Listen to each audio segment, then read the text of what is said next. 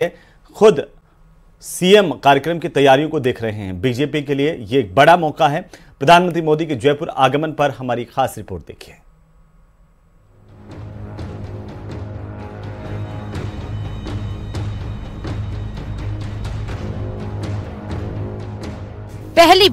पहली बार ऐसा होगा जब पीएम मोदी 3 दिन जयपुर में रुकेंगे।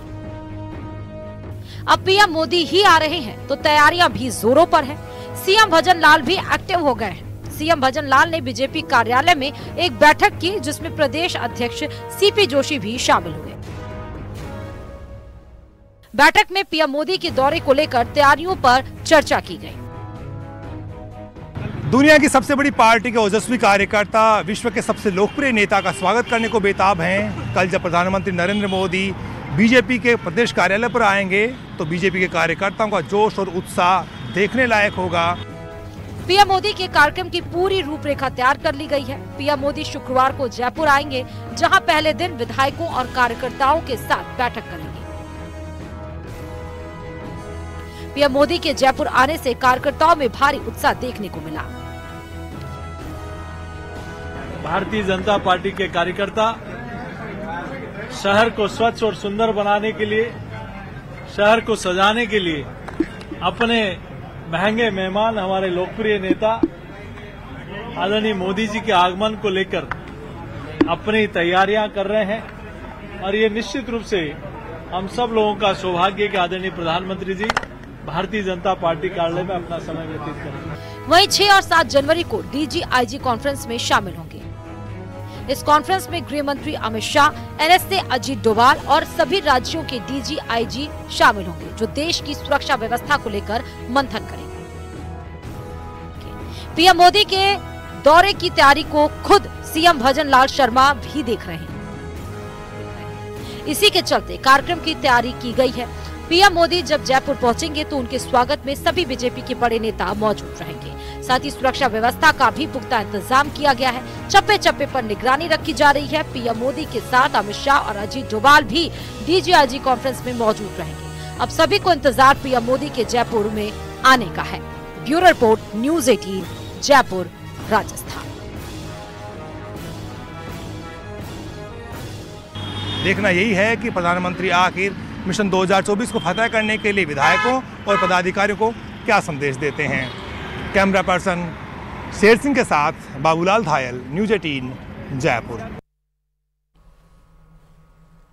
और इसी बीच सीधे हम आपको बता दें इस वक्त की सबसे बड़ी खबर राजधानी जयपुर से। डीजीपी यूआर साहू सीएमओ पहुंचे हैं। मुख्यमंत्री भजन लाल शर्मा से मुलाकात करेंगे।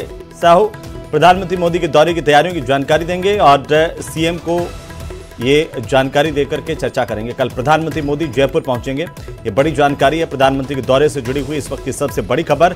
ये मोदी के दौरे की तैयारियों की जानकारी सीएम को देने के लिए पहुंच चुके हैं साहब। तो चलिए आगे बढ़ेंगे। और इसी बीच बीकानेर से बड़ी खबर, जहां पर बीकानेर में केंद्रीय मंत्री अर्जुन राम मेघवाल ने विपक्ष पर जोरदार हमला बोला। पूर्व सीएम अशोक गहलोत पर हमला बोलते हुए अर्जुन राम मेघवाल ने कहा कि अशोक गहलोत को संविधान पढ़ना चाहिए।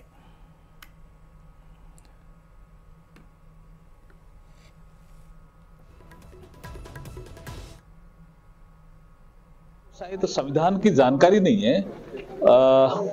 अशोक गहलोत जी को भी संविधान पढ़ लेना चाहिए और डोटासरा जी को भी पढ़ लेना चाहिए। संविधान में साफ साफ लिखा हुआ है कौन आदमी मंत्री बन सकता है, उसी प्रक्रिया के तहत मंत्री बने हैं। तो वहीं उदयपुर में आईटी ने कार्रवाई की है। होटल कारोबारियों पर आईटी की रेड फिलहाल जारी है। बड़ी खबर, 34 ठिकानों पर आयकर विभाग की विंग की जांच फिलहाल चल रही है। इन छापों में अब तक 2 करोड़ से ज्यादा कैश जब्त किया जा चुका है। बड़ी मात्रा में सोने की ज्वेलरी भी सामने आई है और ठिकानों से भारी मात्रा में डिजिटल दस्तावेज मिले हैं। ये बड़ी खबर इस वक्त की। उदयपुर में शाही शादियों से कमाई गई ब्लैक मनी का बड़ा खुलासा हुआ है। होटल कारोबारियों पर आयकर विभाग ने रेड की है। मुंबई, कोलकाता में भी 4 ठिकानों पर इस वक्त रेड की कार्रवाई जारी है। इस वक्त की सबसे बड़ी खबर, उदयपुर झीलों की नगरी में लगातार शाही शादियां रही हैं और ऐसे में ये आशंका जताई जा रही थी कि इन शाही शादियों से होने वाली काली कमाई, ब्लैक मनी का खुलासा आईटी कर सकती है। आयकर विभाग की ओर से ये रेड की कार्रवाई की गई है। होटल कारोबारियों पर आईटी की रेड पड़ी है। छापों में अब तक 2 करोड़ से ज्यादा का कैश जब्त किया गया है।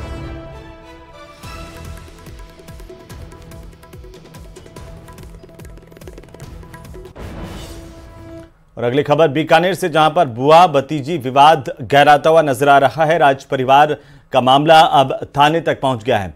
सिद्धि कुमारी ने अपनी बुआ पर मुकदमा दर्ज करवाया है। बुआ राजेश्वरी पर धोखाधड़ी, कूटरचित दस्तावेज बनाने के आरोप लगाए गए हैं। सदर थाने में इस्तगासे से ये FIR दर्ज की गई है। पूर्व राज परिवार का ये पूरा मामला है, आपस में जमीनों को लेकर के, और अब ये मामला कोर्ट तक पहुंचा है।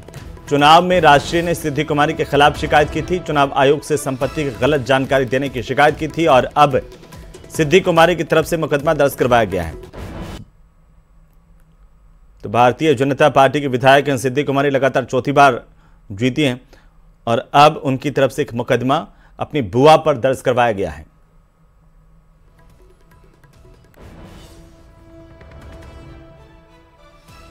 तो बुआ भतीजी में विवाद गहराता नजर आ रहा है। पूर्व राज परिवार का यह मामला है।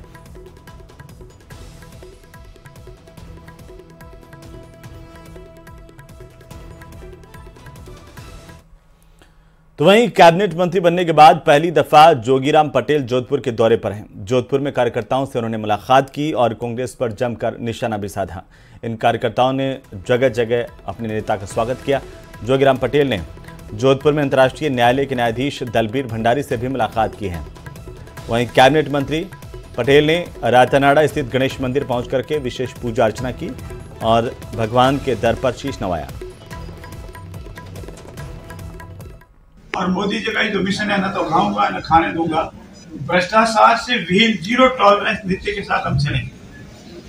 हम प्रयास करेंगे कि हमारे जानकारी में ऐसा कोई कृत्य नहीं करे, हमारा कार्यकर्ता भी ऐसा कोई कृत्य नहीं करे, राज का अधिकारी भी ऐसा कोई कृत्य नहीं करे, जिससे जनता को लगे कि भ्रष्टाचार समाप्त नहीं हुआ है, कहीं न कहीं प्रत्यक्ष या अप्रत्यक्ष रूप से चल रहा है। हम सब मिलकर प्रयास करेंगे कि हम किसी तरह का कोई भ्रष्टाचार पनप नहीं देंगे और जो अंदर जड़े जमा चुका है धीरे धीरे उसको समाप्त करेंगे।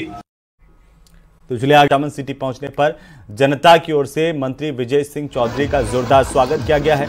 इस दौरान जनसभा का भी आयोजन किया गया है। जनसभा को संबोधित करते हुए मंत्री ने विकास के वादों को जल्द पूरा करने और भ्रष्टाचार के खिलाफ कड़े कदम उठाने की बात कही है। क्षेत्र में विजय सिंह चौधरी के पहुंचने पर लोगों ने उनका जोरदार स्वागत किया।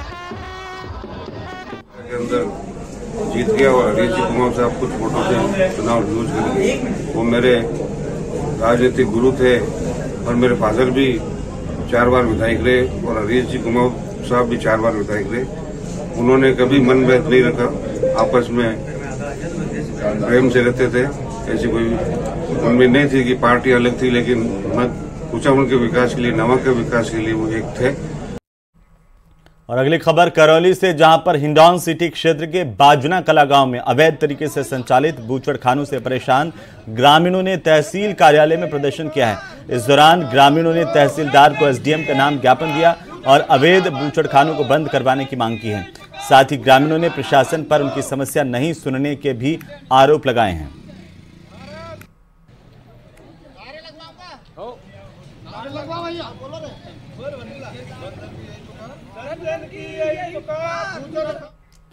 वहीं कोटा से बागमार ने कहा कि जल्द ही विभागों का बंटवारा होगा। मंजू बागमार ने कहा कि विकास, महिला अत्याचारों पर लगाम, क्वालिटी एजुकेशन उनकी प्राथमिकता होगी। उन्होंने ये भी कहा कि कल्याणकारी योजनाएं जारी रहेंगी। राज्य मंत्री मंजू बागमार से हमारे संवाददाता ने खास बातचीत की है।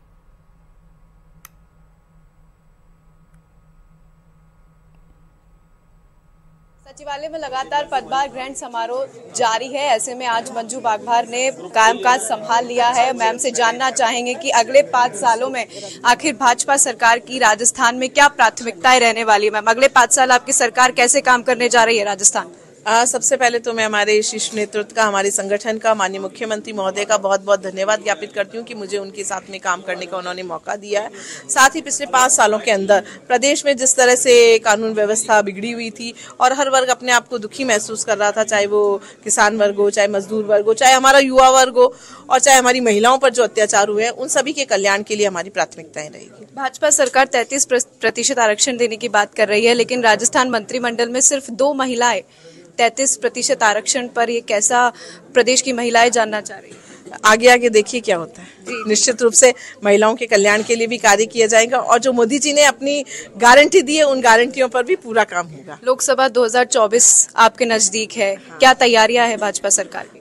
अभी हम हर पंचायत स्तर पर जो है विकसित भारत संकल्प यात्रा की शिविर लगाए जा रहे हैं कि उन योजनाओं के तहत जो भी पात्र व्यक्ति जो वंचित रह गए हैं उन सभी को उनसे जोड़ने का पूरा प्रयास किया जा रहा है, ताकि कोई भी आम व्यक्ति जो बिल्कुल गाँव में गरीब में कोने में बैठा हुआ वो व्यक्ति भी आकर पंचायत स्तर पर यदि वो पात्र है और उन योजनाओं से वंचित है तो उन योजनाओं का उन्हें लाभ दिया जा रहा है। और आपने देखा कि हमारे ऊर्जावान मुख्यमंत्री महोदय जो है हर जगह जाकर जो है शिविरों का अवलोकन भी कर रहे हैं। कल ही में हमारे जायल क्षेत्र के कियाले गांव में पधारे थे और उससे जो है लोगों में एक उत्साहवर्धन हो रहा है कि प्रदेश की चहुमुखी विकास निश्चित रूप से। देखिए, मंजू बागवान मेरे साथ मौजूद थी, उन्होंने बताया अगले 5 साल फुल फ्लेजेड तरीके से भाजपा सरकार काम करेगी, जनता की हर परेशानी को सॉल्व किया जाएगा।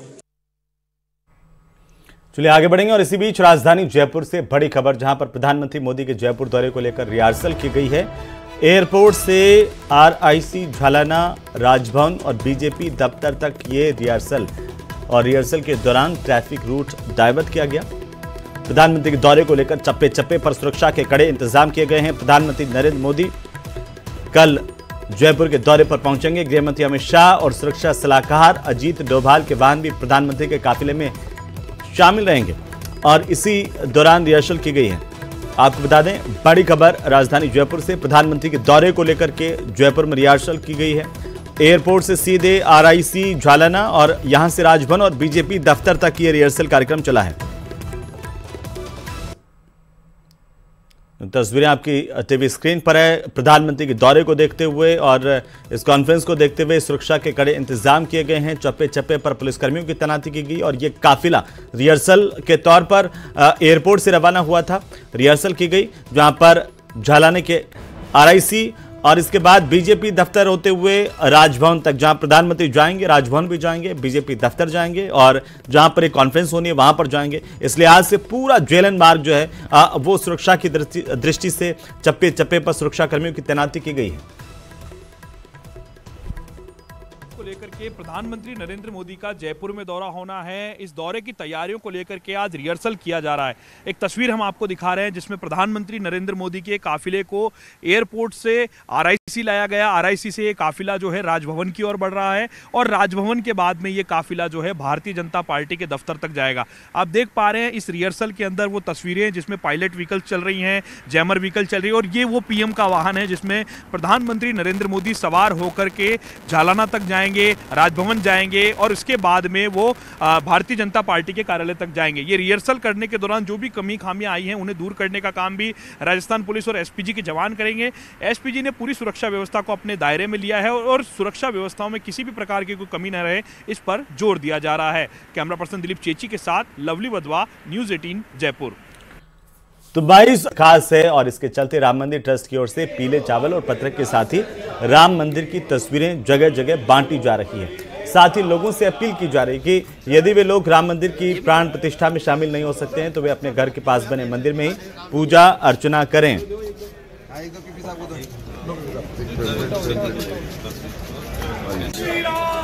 22 तारीख को हिंदुस्तान में जो है एक दिवाली मनाई जाएगी। उस दिवाली का उद्देश्य उपलक्ष्य यह है कि 22 तारीख को रामलला अयोध्या में विराजमान होंगे और विराजमान तो है ही, प्राण प्रतिष्ठा होगी मंदिर की, जो वर्षों से इंतजार था इस मंदिर का। तो 22 जनवरी 2024 को पूरा होने जा रहा है। वहीं कोटा में कोचिंग स्टूडेंट की ओर से आत्महत्या की घटनाओं पर अंकुश लगाने के लिए गठित स्टूडेंट सेल की टीम अब डोर टू डोर जाकर के छात्रों को तनाव मुक्त करने की कोशिश कर रही है। आपको बता दें कि इस टीम के पास अब तक मात्र 6 माह से 700 से ज्यादा शिकायतें प्राप्त हुई हैं, जिनमें 679 मामलों का निस्तारण अभी तक किया गया है। वहीं तनाव, निराशा और अवसाद से संबंधित 82 मामले सामने आए, जिनका त्वरित निस्तारण कर छात्रों को तनाव मुक्त किया गया। कोटा रेंज आईजी प्रसन्न कुमार खमेसरा ने जानकारी दी कि पुलिस प्रशासन, चिकित्सक और काउंसलर के सामूहिक प्रयासों से अच्छे परिणाम सामने आ रहे हैं।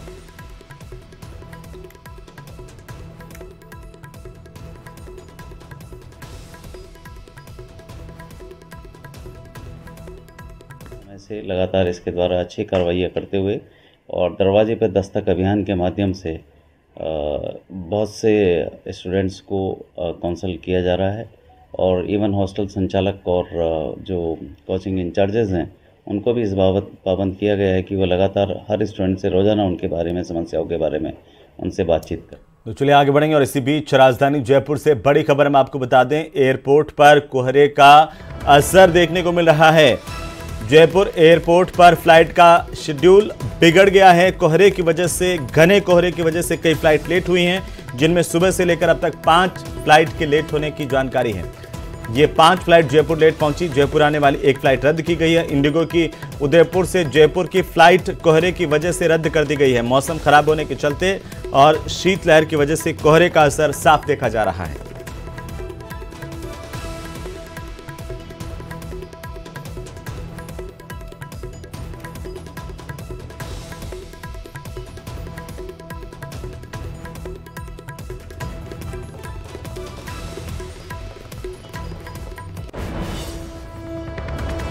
इसी बीच अजमेर से बड़ी खबर, जहां पर एसओजी ने एक और आरोपी की गिरफ्तारी की है। वरिष्ठ अध्यापक भर्ती परीक्षा 2022 को लेकर के बड़ी अपडेट है। जालोर निवासी अर्जुन कुमार को गिरफ्तार किया गया है। एसओजी ने एक और आरोपी की गिरफ्तारी की है। बड़ी खबर, आरोपी अर्जुन कुमार गिरफ्तार किया गया, जालोर का रहने वाला है और एसओजी ने आरोपी अर्जुन कुमार के साथ ही डमी अभ्यर्थी अशोक कुमार की गिरफ्तारी की, कोर्ट में पेश किया।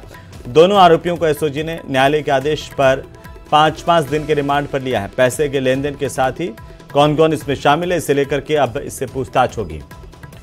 तो एसओजी की ओर से वरिष्ठ अध्यापक भर्ती परीक्षा 2022 को लेकर के लगातार कार्रवाई की जा रही है। जालोर निवासी अर्जुन कुमार को गिरफ्तार किया गया है। इसके साथ ही डमी अभ्यर्थी अशोक कुमार भी गिरफ्तार किया गया है। दोनों को 5 दिन का रिमांड लिया है। दोनों को कोर्ट में पेश किया, कोर्ट ने इन्हें 5 दिन का रिमांड दिया है। बड़ी अपडेट है। और इसी खबर पर ज्यादा जानकारी के साथ सहयोगी अशोक हमारे साथ जुड़ चुके हैं। अशोक, क्या जानकारी है? एसओजी लगातार कार्रवाई कर रही है। जी बिल्कुल, नई सरकार बनने के बाद एसओजी लगातार ऐसे लोगों पर कार्रवाई कर रही है जो नकल से जुड़े हों या फिर पेपर में कुछ गड़बड़ी की हो। तो ऐसे ही एक आरोपी को और गिरफ्तार किया है। ये जालोर निवासी अर्जुन बताया जा रहा है, जिसने पेपर जो डमी अभ्यर्थी है उसके और जो जिसने पेपर दिया है उसके बीच में मध्यस्थता कराई और इस मामले में जो है एसओजी अजमेर की टीम ने उसे जालोर से गिरफ्तार किया है। 5 दिन की रिमांड पर अशोक जो बिश्नोई है, जो डमी अभ्यर्थी है, उसको और अर्जुन को आज न्यायालय में पेश किया गया है। दोनों को 5 दिन की रिमांड पर लिया गया है और इनसे पूछताछ की जाएगी कितने रुपए में ये जो सौदा तय हुआ था और इसमें और कौन लिप्त है। इस मामले में अब तक 4 आरोपी गिरफ्तार हो चुके हैं और अजमेर की जो आरपीएससी है वो लगातार ऐसे जो व्यक्ति है या जो अभ्यर्थी हैं उन पर नजर बनाए बैठी है जो चीटिंग करते हैं या करवाते हैं। तो ऐसे गिरोह पर लगातार कार्रवाई की जा रही है और इसी के तहत जो है आज जो है एसओजी ने एक और गिरफ्तारी की है। जी, ये जो आरोपी गिरफ्तार किए गए हैं अशोक कुमार, ये कहाँ का है और क्या पहले भी कोई संलिप्तता इसकी पाई गई है इस तरह के अपराधों में? अशोक कुमार भी जो है जालोर का ही निवासी है और ये वहां पर व्याख्याता की सरकारी ड्यूटी पर तैनात था।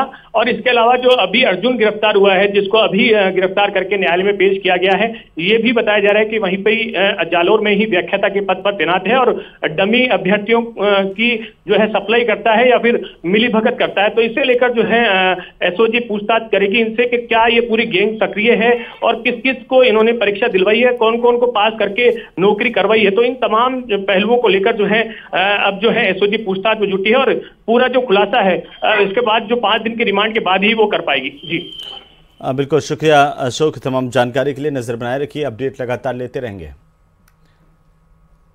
तो चलिए आगे बढ़ेंगे। भारत में नए साल के स्वागत के साथ हिस्ट्री टीवी 18 अपने दर्शकों को आमंत्रित कर रहा है भूले बिसरे इतिहास के रहस्यों और आश्चर्यों को उजागर करने। अतीत के सुनहरे सफर पर साथ में होंगे बेस्ट सेलिंग ऑथर और मशहूर इतिहासकार William Dalrymple. India Marvels and mysteries with the William Dalrymple का प्रीमियर 4 जनवरी हर गुरुवार और शुक्रवार को रात 9 बजे केवल हिस्ट्री टीवी 18 पर होगा। और अतीत के इस सफर पर आपको क्या क्या देखने को मिलेगा, इसकी एक बानगी, एक झलक देखिए।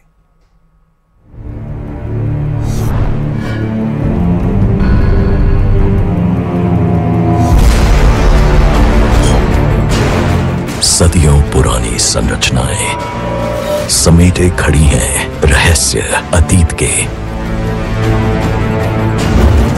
अनजानी राहों पर, भूली बिसरी कहानियों में, लोक कथाओं में छिपा है अनकहा इतिहास भारत का।